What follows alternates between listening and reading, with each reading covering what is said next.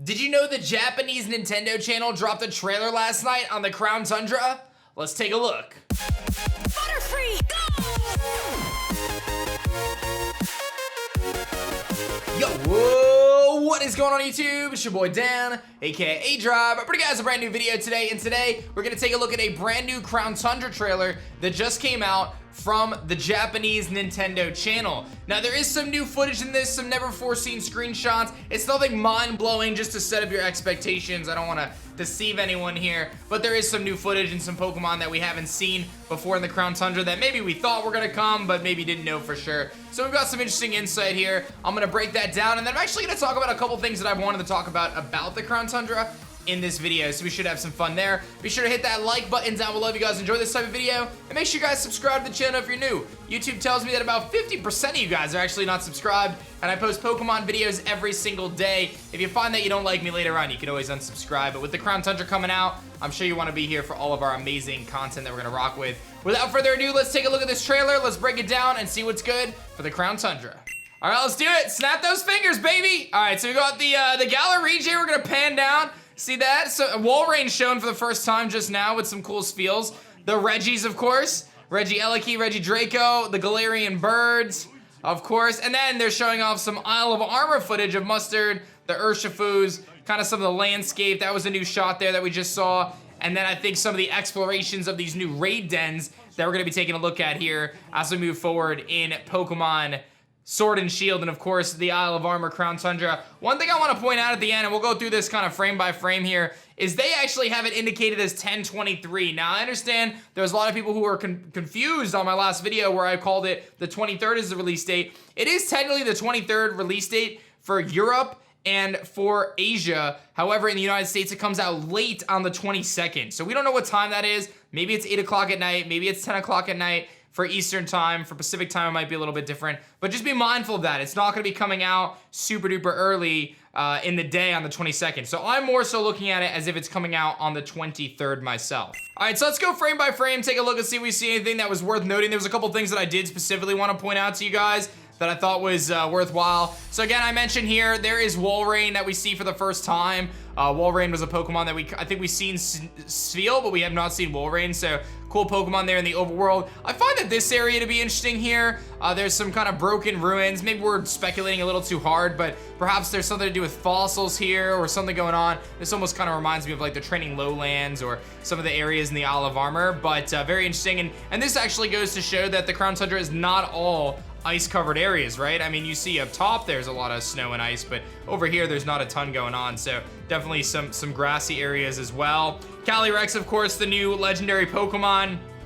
And actually, if we just go back one frame here, this is very interesting, and this is what leads me to believe that there's a very good likelihood that these might be version exclusive. I don't know. This temple seems to be representative of Reggie Eliki and Reggie Draco simultaneously.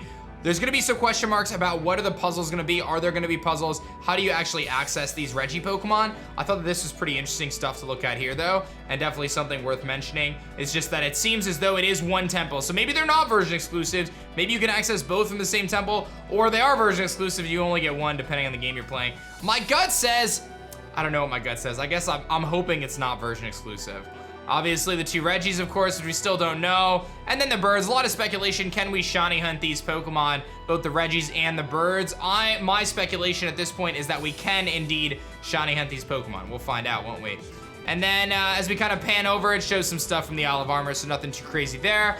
But again, we'll talk about a little bit more here. There was an interesting shot there that I think kind of gives a little bit of insight into what to expect. There's a lot of water out here. That means a lot of surfing, a lot of riding your rotom bike. Very interesting, as you did in the Isle of Armor. Perhaps the whole tundra is surrounded by water, or maybe it's just some specific spots. There's Magmortar as well, very interesting, and then some of the raid features that you'll be able to access, and some of the max raid battles. And that was another topic that I wanted to talk about, speaking specifically about those max raid battles. Let's talk about that. So obviously we just saw some footage of that new raid system where we're gonna be exploring through these dens, and there's a lot of question marks about how that's gonna work. Apparently you are gonna utilize rental teams as a way to get through those dens, and you'll be accumulating Pokemon as you go. I'm very curious if there's gonna be some sort of shiny method tied into this. And speaking of shiny methods, that actually brings up my next point. We do know through data mining and through leaks that the Ultra Beasts are indeed returning to the Crown Tundra. Not just the legendaries, but the Ultra Beasts are as well. And we know that there's actually a specific chapter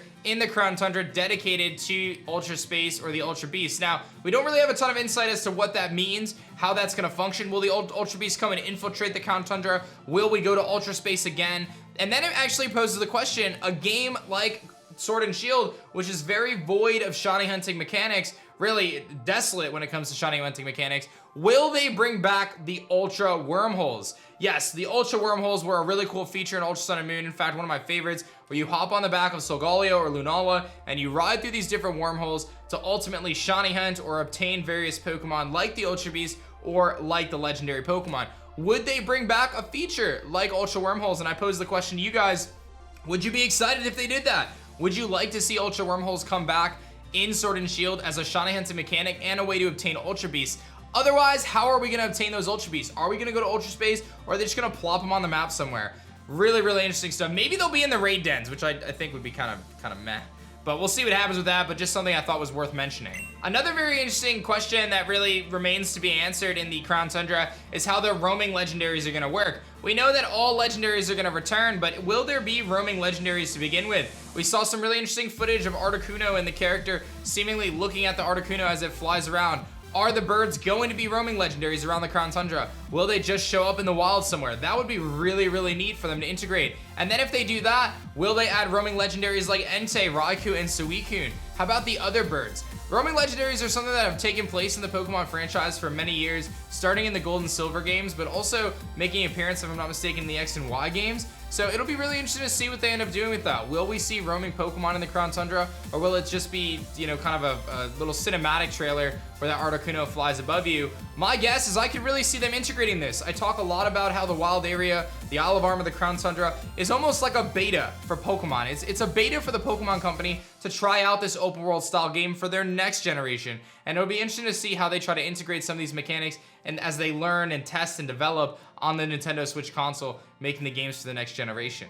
I think another question that still remains to be answered is about Regigigas and the other Reggie Pokemon. We've seen some interesting trailer footage that there does seem to be some sort of puzzle mechanic or some little mini game that you're going to be able to utilize to access the Reggies, but there's still a lot of questions about that. Does Regigigas have some sort of new form like a Gigantamax form because it has new Reggies now at its arsenal, both Reggie Eliki and Reggie Draco? Are those Pokemon version exclusive, as we talked about earlier in this video? And what's actually going down? How is this mechanic going to work? Because when we tracked down these Pokemon in previous games, you had to do all sorts of crazy stuff with Wailords and Relicants and Braille and all sorts of stuff. What is going to happen in the Crown Tundra? Definitely some interesting questions to be answered regarding the Reggies, and I think we're going to find out some of those answers very, very soon. I hope you guys enjoyed this video while I broke down the new Crown Tundra trailer. Like I said, I knew there wasn't a ton of information, but there's still so many questions to be answered, and I'm personally really excited for the update in the Crown Tundra. I think it's going to be awesome, and I'm excited to explore on a DLC that's really themed around exploration. So I'm hoping they hit the nail on the head. I'm hoping it's a great time,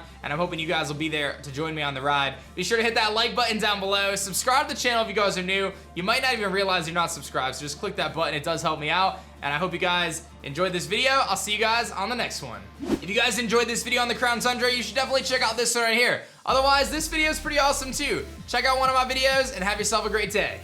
Peace.